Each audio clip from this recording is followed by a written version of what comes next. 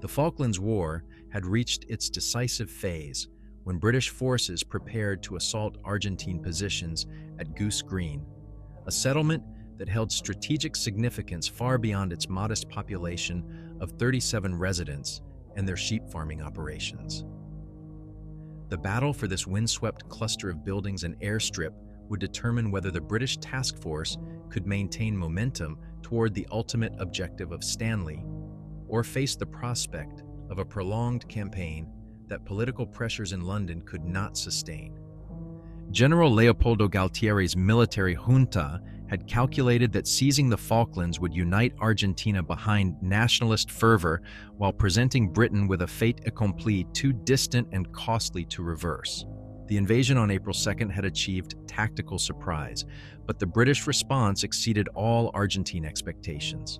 Prime Minister Margaret Thatcher's decision to dispatch a naval task force across 8,000 miles of ocean represented the largest British military operation since the Suez Crisis, transforming a regional dispute into a test of national will that would define both nations' future trajectories. The terrain around Goose Green embodied the Falklands' harsh beauty and tactical complexity. Flat, treeless expanses of tussock grass stretched between low ridge lines that provided natural defensive positions while channeling attacking forces into killing zones that experienced commanders could exploit with devastating effectiveness. The settlement sat in a narrow isthmus connecting Lafonia to the northern part of East Falkland, creating a natural choke point that whoever controlled could dominate movement across the southern approaches to Stanley. Lieutenant Colonel Herbert Jones of the 2nd Battalion, Parachute Regiment, commanded approximately 450 men tasked with breaking Argentine resistance at Goose Green, while simultaneously demonstrating British resolve to an international audience that included potential Soviet intervention and American diplomatic pressure for negotiated settlement. His orders emphasized speed and decisiveness, recognizing that prolonged combat could shift political dynamics in ways that military success alone couldn't overcome. The Argentine forces defending Goose Green represented a more formidable opposition than initial intelligence assessments had suggested. Lieutenant Colonel Italo Piaggi commanded elements of the 25th Infantry Regiment and 12th Infantry Regiment, approximately 1,200 men, whose defensive preparations included well-sighted machine gun positions, mortar emplacements, and anti-aircraft systems that could engage both ground and aerial targets. Their positions had been reinforced over 6 weeks of occupation, creating defensive depth that would require coordinated assault tactics to overcome. Local weather conditions added another layer of complexity to military operations. Antarctic winds generated sustained speeds that could exceed 60 kilometers per hour without warning, while temperature fluctuations between freezing and just above created moisture conditions that affected weapon reliability and soldier performance. Visibility could change from clear horizons to near-zero conditions within minutes as fog banks rolled across the islands, transforming tactical situations faster than commanders could adapt their plans. The indigenous folklore of the Falklands, passed down through generations of shepherds and settlers, included accounts of phenomena that conventional understanding struggled to explain. Islanders spoke of lights that moved across the landscape without apparent source, sounds that carried impossible distances through atmospheric conditions that should have prevented such transmission, and the presence of awareness that seemed to observe human activities from positions that offered no concealment for living watchers. These stories gained particular significance around Goose Green, where the settlement's history included events that had left lasting impressions on the collective memory of Falkland Islanders. Maritime records from the 19th century documented ship groundings in Darwin Sound that occurred despite favorable weather and experienced navigation, suggesting magnetic anomalies or atmospheric distortions that could affect compass readings and visual perception in ways that coastal navigation couldn't anticipate. More recent accounts included reports from sheep farmers who worked the land around Goose Green throughout the 1970s. They described encounters with phenomena that appeared to involve human figures observed at distances where identification should have been impossible, yet these figures displayed knowledge of local terrain and weather patterns that suggested familiarity extending back decades. The figures were most commonly observed during periods of military tension or significant political change, as if drawn to circumstances that involved conflict or territorial dispute. The Argentine occupation had intensified these reports, with local residents who remained in the area describing increased activity by unidentified individuals who appeared to monitor military preparations while avoiding direct contact with either Argentine forces or civilian population. These observers demonstrated capabilities that suggested military training, but their equipment and movements didn't correspond to known Argentine or British reconnaissance units operating in the region. British intelligence assessments prepared for the Goose Green assault included notation of these civilian reports, but classified them as psychological stress responses to military occupation rather than legitimate security concerns. However, Special Air Service reconnaissance teams that had conducted surveillance of Argentine positions reported similar observations of unidentified personnel whose presence couldn't be explained through conventional military analysis. As dawn broke on May 26th, revealing weather conditions that would provide clear visibility for the British assault while exposing attacking forces to defensive fire across open ground, Lieutenant Colonel Jones prepared to lead his battalion into combat that would test every aspect of their training and equipment. What none of the military planners had anticipated was that the battle for Goose Green would involve encounters with phenomena that challenged fundamental assumptions about the nature of warfare and the boundaries between the living and the dead.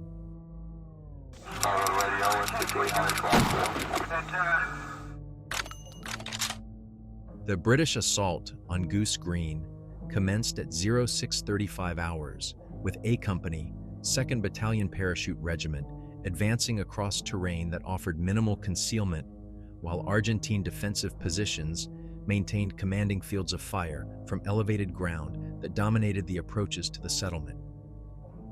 Major Dare Farrar Hockley led his men through tussock grass that provided psychological comfort but little actual protection against small arms fire and shrapnel from defensive artillery concentrations.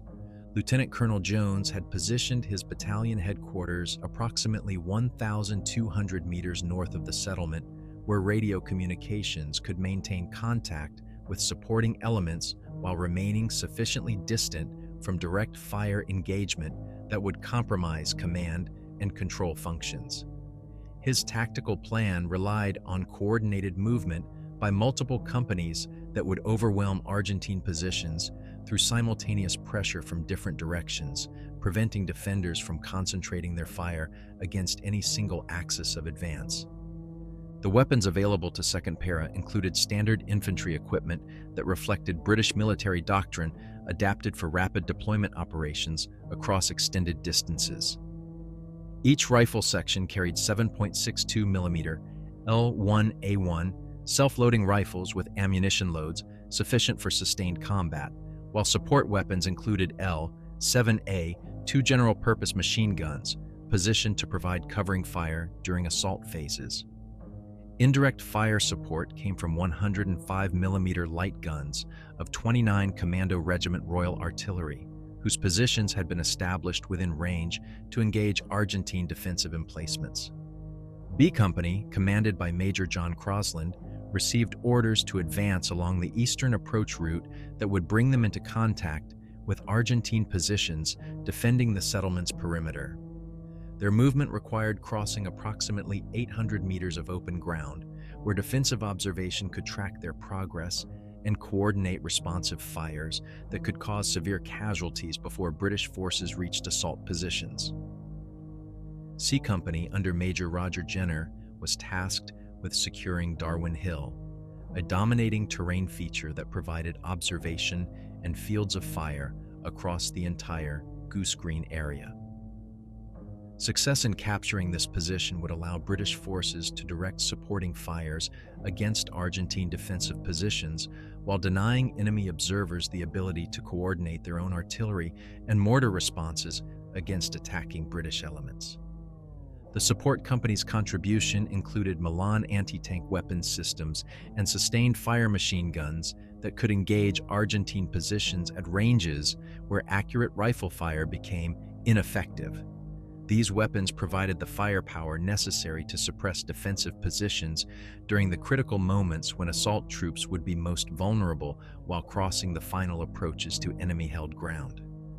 Argentine defensive preparations had utilized the 6 weeks since their initial occupation to create positions that maximized the tactical advantages of terrain and weather conditions. Their machine gun emplacements were sited to create interlocking fields of fire that would force attacking British forces into predetermined killing zones, while mortar positions provided indirect fire capabilities that could engage targets throughout the area of operations.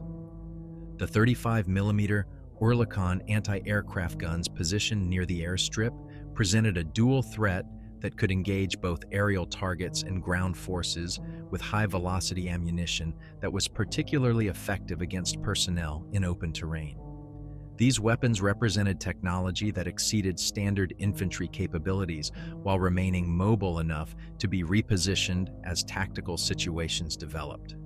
Communication systems available to both forces included radio equipment that functioned reliably under normal conditions, but faced challenges from atmospheric interference that was particularly severe in the South Atlantic's electromagnetic environment.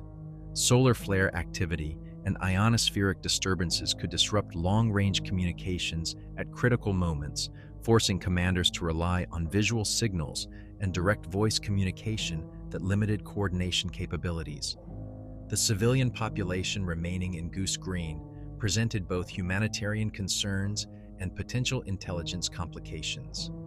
Approximately 12 residents had remained in the settlement during Argentine occupation, including schoolteacher Tony Blake and his family, who possessed a detailed knowledge of local terrain and defensive preparations that could provide valuable information to British forces if communication could be established safely.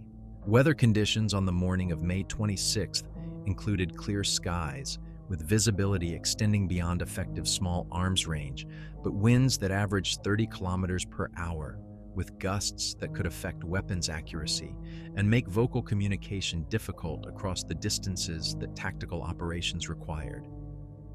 Temperature readings remained just above freezing, creating ground conditions that were firm enough for vehicle movement, but soft enough that artillery impacts would create significant fragmentation effects. Medical support for the assault included personnel from the 16th Field Ambulance, whose training encompassed trauma treatment under combat conditions, though their equipment was limited to what could be transported by helicopter or carried by individual medical personnel. Casualty evacuation procedures relied on helicopter assets that were available but vulnerable to anti-aircraft fire while operating in support of ground forces engaged in active combat. The most significant concern that emerged during final preparations involved reports from forward reconnaissance elements who had observed unidentified personnel moving through areas where no friendly or known enemy forces should have been present. These individuals appeared to be conducting surveillance of both British and Argentine positions while maintaining distance that prevented positive identification of their equipment, uniforms, or apparent military affiliation.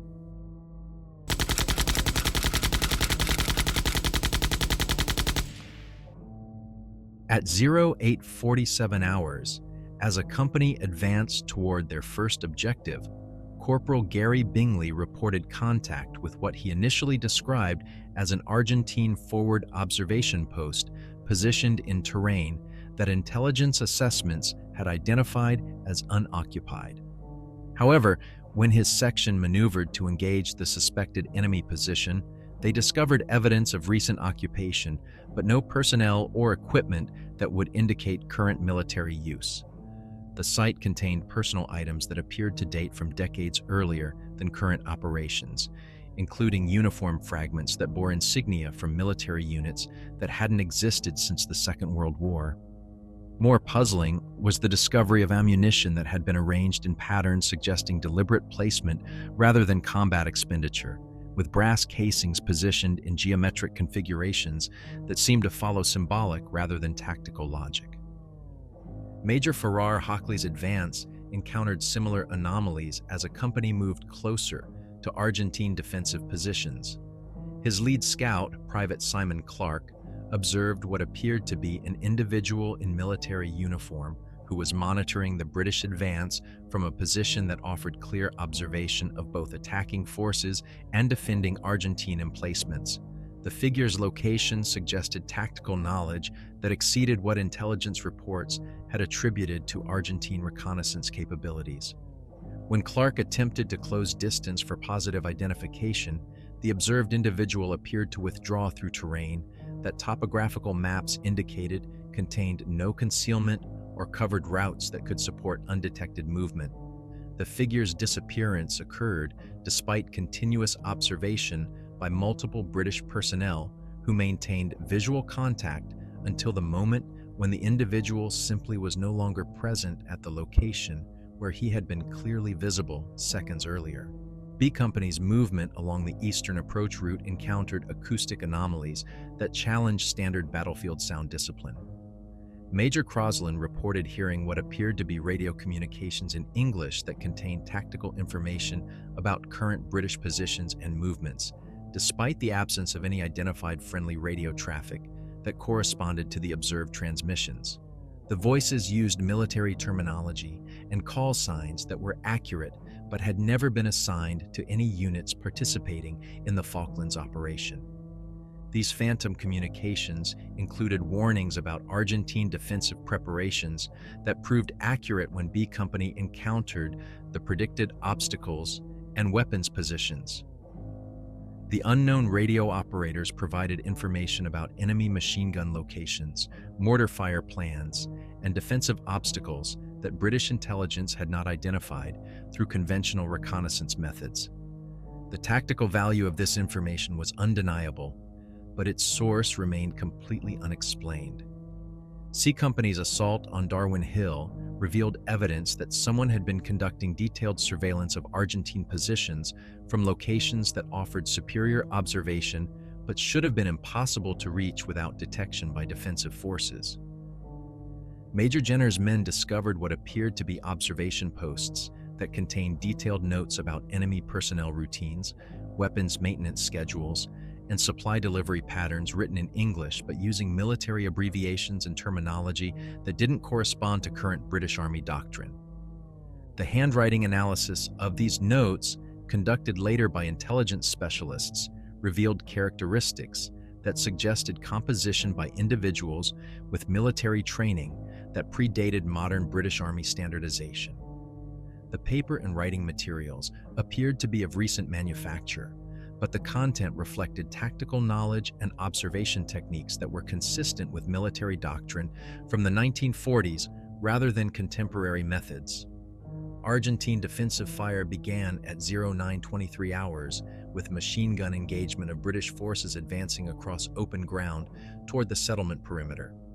However, the defensive response patterns were disrupted by what Argentine commanders later described as confusion about the number and location of attacking forces. Their fire control orders referenced British positions that didn't correspond to actual troop locations, suggesting that their observation and targeting information was being influenced by sources that provided inaccurate intelligence.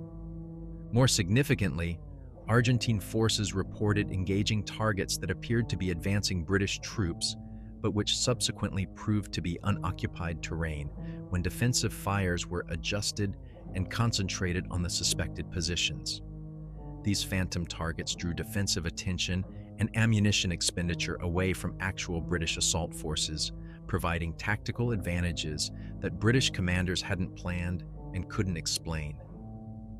The artillery support provided by 29th Commando Regiment encountered targeting complications when their forward observers reported secondary explosions and damage assessments that exceeded what their fire missions should have achieved.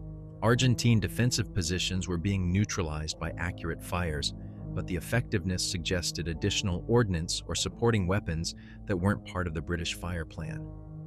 The enhanced destruction was tactically beneficial, but operationally puzzling. Local atmospheric conditions began displaying characteristics that meteorological understanding couldn't explain. Sound transmission patterns allowed British forces to overhear Argentine communications at distances that should have prevented such interception, while visual observation capabilities seemed enhanced beyond normal ranges for identification of personnel and equipment details. These improved sensory conditions provided tactical advantages, but violated established atmospheric physics. The civilian population remaining in Goose Green reported observing military activities that didn't correspond to either British assault operations or Argentine defensive preparations. Schoolteacher Tony Blake later described seeing uniformed individuals who appeared to be coordinating activities between opposing forces as if facilitating communication or information exchange during active combat operations. As the battle intensified throughout the morning, both British and Argentine forces began experiencing phenomena that challenged conventional understanding of battlefield dynamics. Equipment malfunctions occurred in patterns that seemed to favor British tactical success while disadvantaging Argentine defensive effectiveness. Radio communications experienced selective interference that disrupted enemy coordination while enhancing friendly command and control capabilities.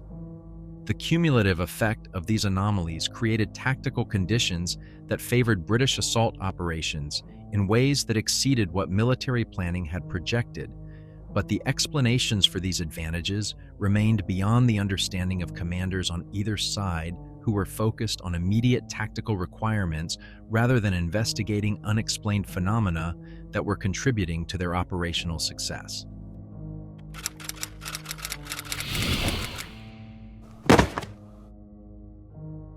At 10:28 hours, Lieutenant Colonel Jones made the decision that would define both the battle's outcome and establish the first documented contact with the phenomena that had been influencing the engagement throughout the morning.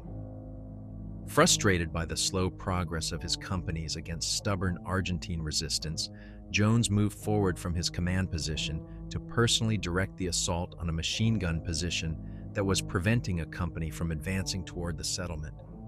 His movement toward the Argentine trench system was observed by multiple British personnel who later provided consistent testimony about what occurred during the next 17 minutes. Jones approached the enemy position with the tactical aggression that had characterized his leadership throughout the Falklands campaign, but his advance was accompanied by an individual whose presence on the battlefield defied every protocol for command security and tactical coordination. Corporal Steve Pryor, positioned approximately 200 meters to Jones's left flank, reported that the lieutenant colonel was accompanied by a figure in British military uniform who appeared to be providing guidance about Argentine defensive positions and suggesting optimal approach routes for the assault. This individual wore insignia that Pryor couldn't identify, but which appeared to indicate senior rank, and carried equipment that included weapons and communications gear that didn't correspond to current British Army standard issue. The accompanying figure demonstrated tactical knowledge that exceeded what reconnaissance had provided about Argentine defensive preparations. He appeared to direct Jones's attention to specific positions where enemy personnel were located, identified weapons emplacements that visual observation couldn't detect, and suggested movement routes that would minimize exposure to defensive fires while maximizing assault effectiveness. Major Farrar Hockley, observing the advance through binoculars from a company's position, confirmed the presence of the unidentified individual, but noted characteristics that raised immediate questions about the person's identity and authority. The figure's uniform appeared to be of British pattern, but included modifications and insignia that didn't correspond to any current military unit or formation.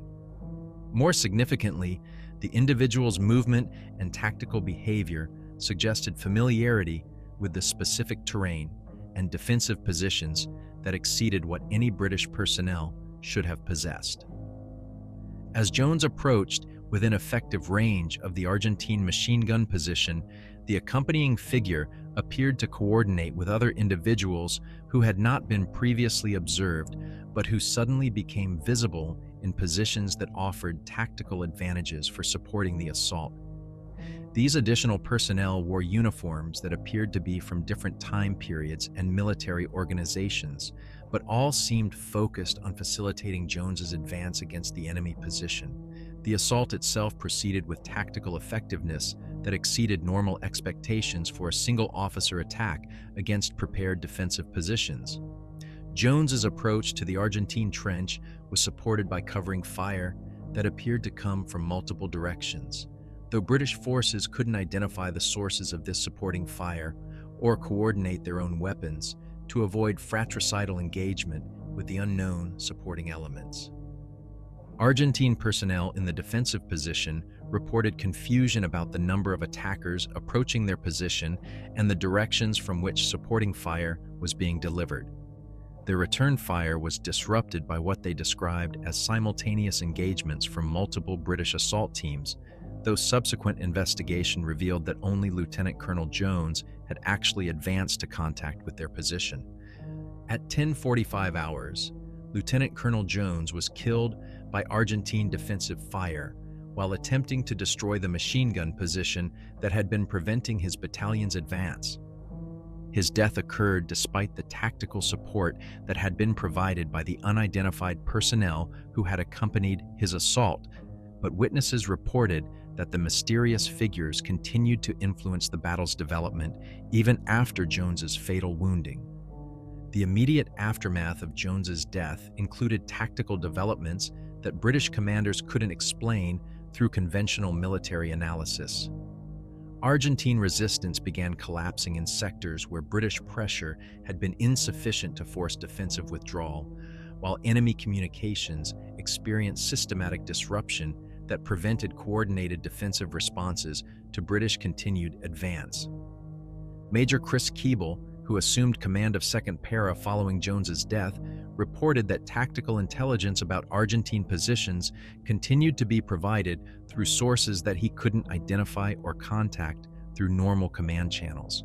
His orders for continued assault operations were informed by detailed knowledge of enemy defensive weaknesses and withdrawal routes that reconnaissance hadn't identified, but which proved accurate when British forces exploited the provided information.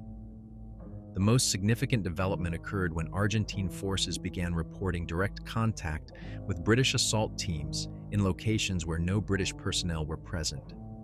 These phantom engagements drew Argentine attention and resources away from actual British positions while creating confusion about the scope and direction of British assault operations that prevented effective defensive coordination. B Company's advance toward the settlement perimeter was facilitated by Argentine defensive positions that appeared to have been abandoned despite orders for continued resistance. Major Crosland's men discovered weapons and equipment that had been left in place, but no enemy personnel, suggesting rapid withdrawal that couldn't be explained by British tactical pressure that hadn't yet reached effective engagement ranges. C Company's control of Darwin Hill provided observation of the entire battle area that revealed the extent of phenomena that individual units had been experiencing throughout the engagement. Major Jenner reported observing coordinated movement by uniformed personnel who appeared to be directing tactical operations for both British and Argentine forces, while maintaining positions that should have been impossible to occupy without detection by either side. The coordination between these mysterious figures suggested organized military operations that transcended the immediate tactical objectives of either British or Argentine forces. Their activities appeared designed to influence the battle's outcome while minimizing casualties on both sides, creating tactical conditions that favored rapid British victory while facilitating Argentine withdrawal that avoided unnecessary bloodshed. As afternoon approached, and Argentine resistance continued to deteriorate despite adequate personnel and equipment to maintain effective defense, it became clear that the Battle of Goose Green was being influenced by factors that exceeded the capabilities and intentions of the official participants. The presence of unknown military personnel conducting operations that affected both sides suggested intervention by entities whose objectives and authorities remained completely unexplained.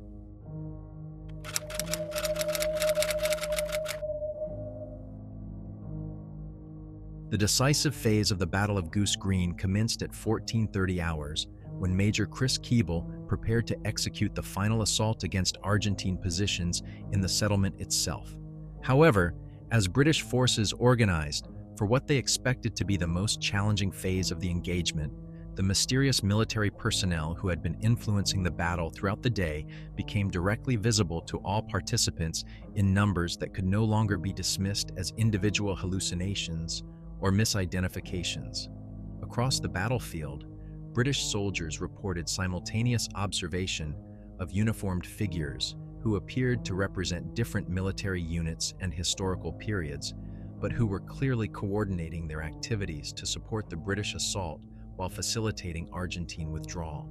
These entities wore uniforms that ranged from World War II British Army pattern to Falklands War-era equipment, but also included military dress that appeared to predate 20th century conflicts entirely. The most prominent figure among these mysterious personnel was observed consistently by multiple British witnesses who described an individual wearing the uniform of a British Army officer, whose rank insignia indicated lieutenant colonel status, but whose uniform pattern and equipment appeared to be from the early 20th century. This figure was positioned where he could observe the entire battlefield while directing the activities of other phantom military personnel who were influencing tactical developments. Argentine forces reported similar observations of unknown military personnel, but their descriptions differed significantly from British accounts.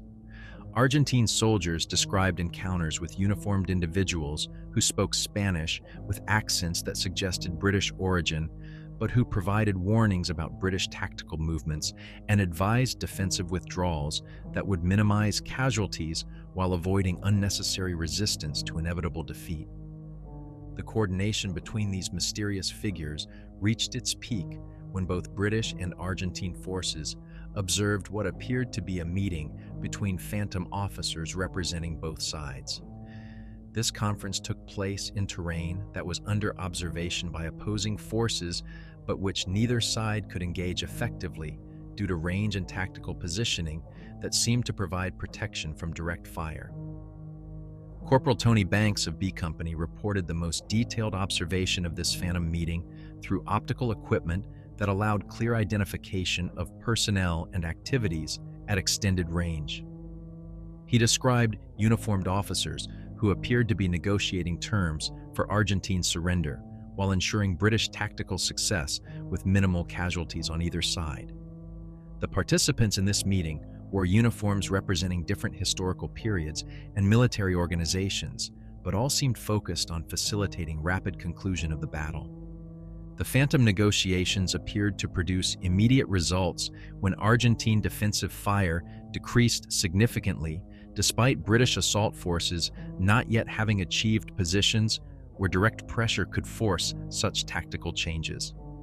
Enemy resistance continued in some areas but became increasingly selective, avoiding engagements that would produce heavy casualties while maintaining sufficient activity to satisfy military honor requirements. More dramatic was the Argentine artillery response to British movements, which began demonstrating accuracy that exceeded their previous performance, but consistently impacted in areas where British personnel were not present. The enemy indirect fire appeared designed to create the impression of continued resistance while avoiding actual casualties that would escalate the engagement beyond what the phantom negotiators seemed to have established as acceptable parameters. British forces advancing toward the settlement observed Argentine personnel conducting withdrawal operations that appeared to be coordinated by individuals who wore uniforms that didn't correspond to any known Argentine military unit. These phantom coordinators were directing defensive personnel toward positions that would facilitate orderly surrender while avoiding tactical situations that would require British forces to inflict unnecessary casualties. The most extraordinary development occurred when multiple witnesses from both sides observed uniformed figures who who appeared to be conducting battlefield casualty evacuation for personnel who had been wounded during earlier phases of the engagement. These phantom medics wore Red Cross insignia and equipment that spanned multiple historical periods, but all demonstrated medical capabilities that exceeded what military training from any era should have provided. Their medical interventions appeared to accelerate healing rates for wounded personnel from both sides while providing pain relief and trauma stabilization that conventional battlefield medicine couldn't achieve. British casualties who received treatment from these mysterious medical personnel reported rapid improvement in their conditions, while Argentine wounded who were treated by the same phantom medics experienced similar enhanced recovery rates. The phantom medical personnel communicated with wounded soldiers in languages that the patients understood regardless of their national origin, suggesting linguistic capabilities that transcended normal educational backgrounds. Their equipment included medical supplies and instruments that appeared to represent advanced technology, despite being carried by figures whose uniforms suggested historical periods that predated such medical developments.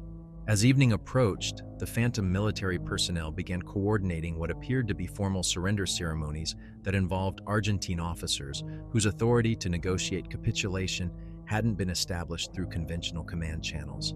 These negotiations were conducted in locations that both sides could observe, but which remained protected from interference by tactical considerations that neither British nor Argentine commanders could explain. The surrender arrangements being established by the phantom negotiators included provisions for Argentine personnel evacuation, equipment disposition, and civilian protection that exceeded what either side had authority to offer or accept.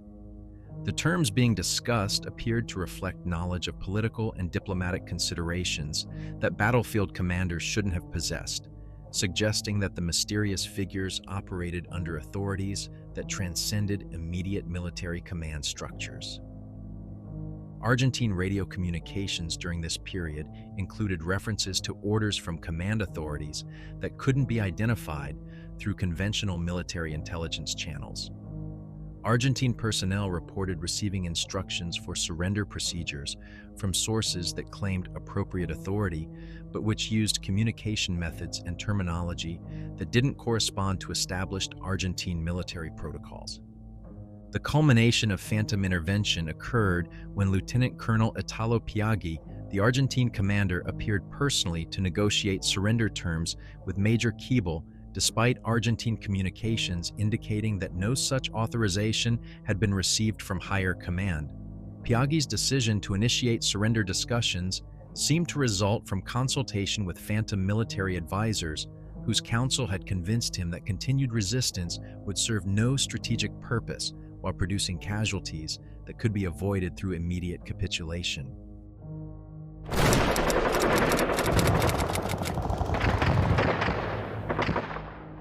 The formal surrender of Argentine forces at Goose Green was completed at 1847 hours on May 28th, following negotiations that proceeded with efficiency that exceeded normal expectations for complex military capitulation involving over 1,000 personnel and substantial equipment transfers.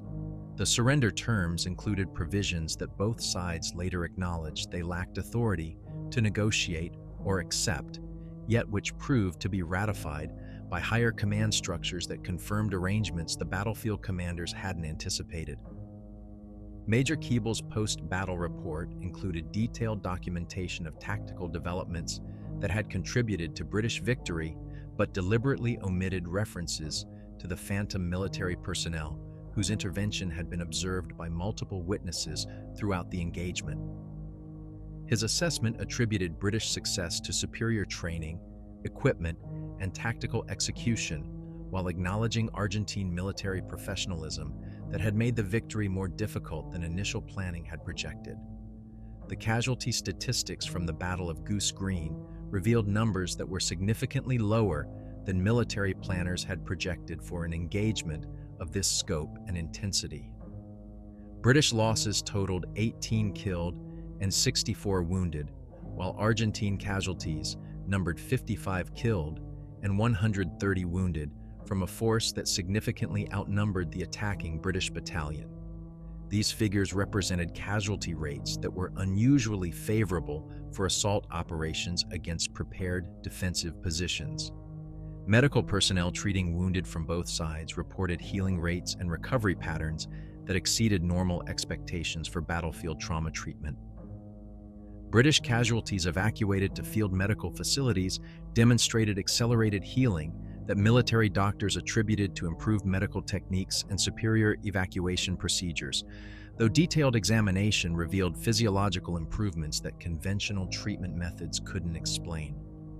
Argentine wounded who remained under British medical care displayed similar enhanced recovery rates despite receiving treatment from military medical personnel whose resources were limited by logistical constraints of extended operations far from hospital facilities. The improved healing appeared to affect both traumatic injuries and psychological trauma associated with combat stress, suggesting therapeutic interventions that exceeded what battlefield medicine should have provided.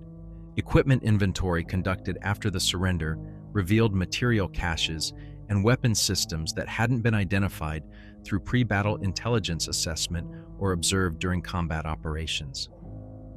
Argentine defensive positions contained ammunition and supplies in quantities that suggested logistical support that conventional supply analysis couldn't account for, while weapon systems included equipment that didn't correspond to known Argentine military procurement or deployment patterns. More puzzling was the discovery of personal equipment and military effects that appeared to belong to military personnel who weren't identified among either British or Argentine forces participating in the battle. These items included uniform components, weapons, and field equipment representing different military organizations and historical periods, but all bearing evidence of recent use despite their apparent age and obsolete design characteristics. Photographic documentation of the battlefield, conducted immediately after the surrender, included images that revealed details not observed during combat operations.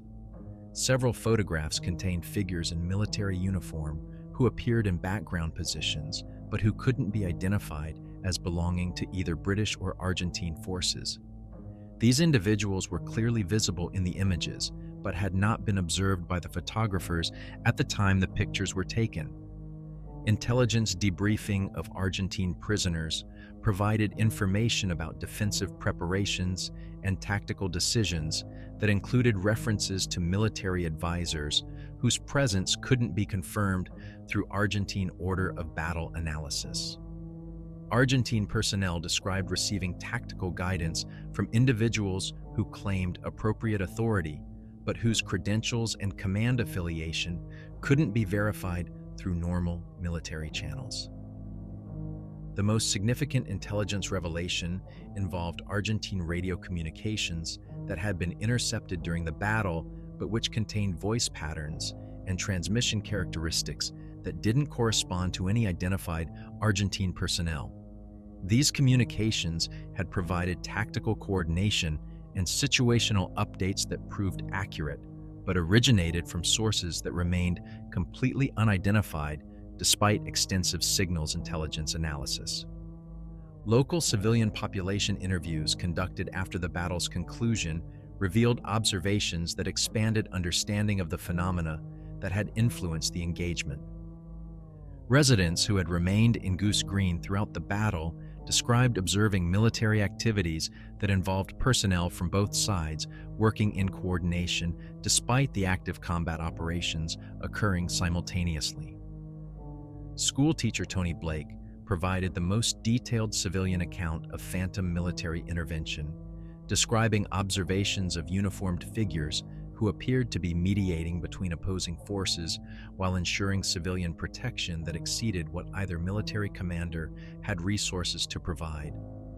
These protective measures included evacuation procedures and shelter arrangements that had been implemented without official authorization from either British or Argentine command structures.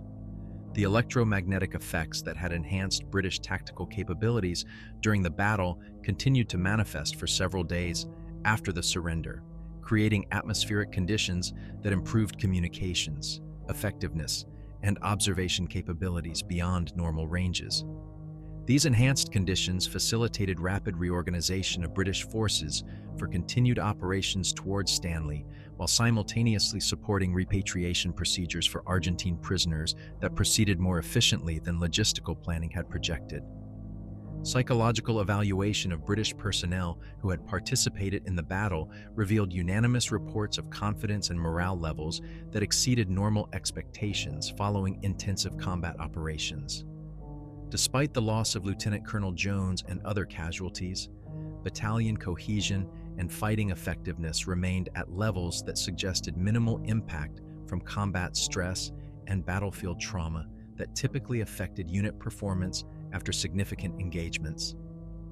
The rapid resolution of logistical challenges associated with prisoner processing, equipment disposition, and civilian administration suggested organizational capabilities that exceeded what British forces should have possessed, given their limited resources and extended supply lines. Administrative procedures were completed with efficiency that implied assistance from sources beyond the official military structure, though no documentation existed to explain the enhanced organizational effectiveness. Weather conditions throughout the post-battle period remained unusually favorable for military operations, despite seasonal patterns that should have produced atmospheric disturbances typical of South Atlantic weather systems during late autumn.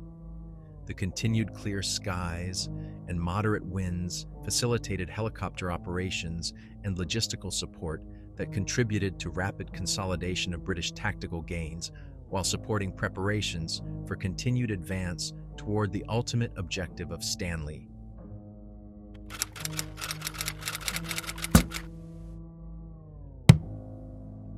Major Chris Keeble's final battle report underwent extensive revision by intelligence officers whose editing removed all references to unidentified military personnel, phantom communications, and tactical developments that couldn't be explained through conventional military analysis.